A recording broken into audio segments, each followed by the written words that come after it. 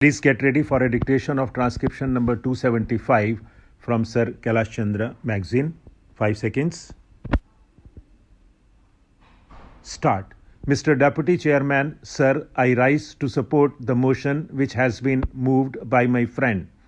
As he has pointed out, oil is a very important element in the industrial development of any country today, and especially those countries which are in the process of development have found that if they were to base their industries securely on oil, the whole development is fairly quick, and that it is possible for them to get good returns in a short time. So while fully agreeing and even emphasizing the need for the nationalization of oil industries in all its aspects in India, I am afraid that because of the past mistakes of the Government of India, even if we were to pass this resolution today, it will not be effective in one of the most crucial sectors of the oil industry, namely the oil refineries. When agreements were entered into by the Government of India with the oil refineries, many of us pointed out that these were iniquitous agreements and they will work against the interests of this country.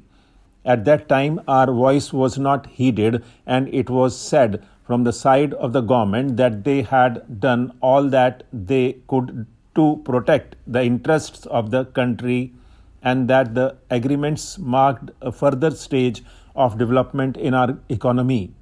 History has shown that the critics of the government were right and the spokesmen of the government were in the wrong. We know that the present minister in charge of oil is very anxious to see that the oil industry develops as fast as possible in the public sector, and he is doing all he can to see that the industry is so developed. He is also trying to see that the profits that are being earned by the distributing companies as well as by the refining companies are brought to some reasonable level. This House knows how difficult this task has become and how endless negotiations have gone on for years before any concrete results could be had. At first, we had only half decisions. Today, I do not know if any firm decisions have been taken. Decisions not only on the part of the government, but decisions which have been accepted by these companies, and whether the government even today is at all in a position to enforce these decisions on these companies. Then, sir, there is the question of distribution. We have got the Indian Oil Corporation, which is now undertaking more and more the distribution of the products which are coming from East European countries and from Soviet Russia. I do not wish to go into the question of prices of these oil products. It is fairly well known that the prices at which Russia and the East European countries sell their petroleum products abroad vary to a very great extent. But what the reason for the variation is, I have got no idea to find out. But that need not worry us. After all, we want oil products, and if we get them at cheap rates for whatever reasons, for whatever considerations, we should not mind welcoming the opportunity that has come to us as a result of that. I am quite sure that my country is capable of looking after its own interests in spite of any considerations or any motivations that might be guiding these countries to sell their products to our country at cheap rates.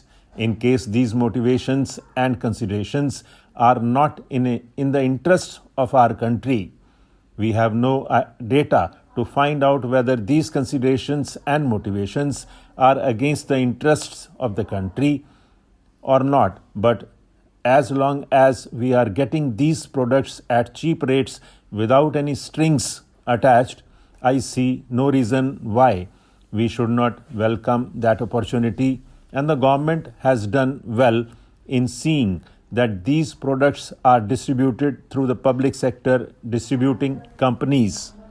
But here again, have we succeeded in mastering the problem of distribution? We are still groping. We read all sorts of reports in the press to the effect that heroic efforts are being made by the Indian Oil Corporation to distribute the products that are coming from abroad.